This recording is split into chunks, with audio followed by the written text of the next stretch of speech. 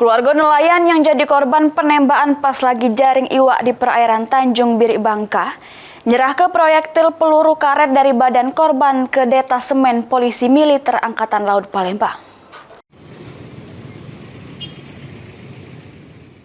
Sesudah diambil dari badan korban Yogi Pratama, proyektil peluru karet diserahkan ke Detasemen Polisi Militer Angkatan Laut atau Denpomal Palembang oleh pihak keluarga korban.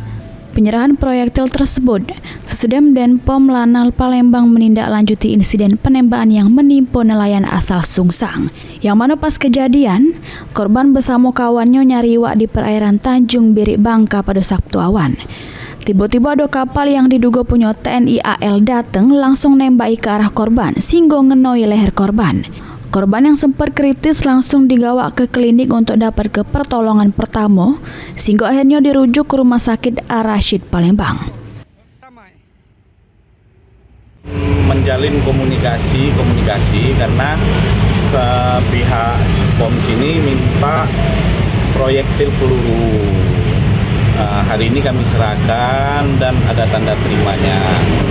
Terus kami membangun komunikasi untuk melakukan kesepakatan yang lebih baik. Sementara itu pihak TNI AL sampai ini masih belum galak ngenjuk keterangan resmi terkait insiden penembakan tersebut.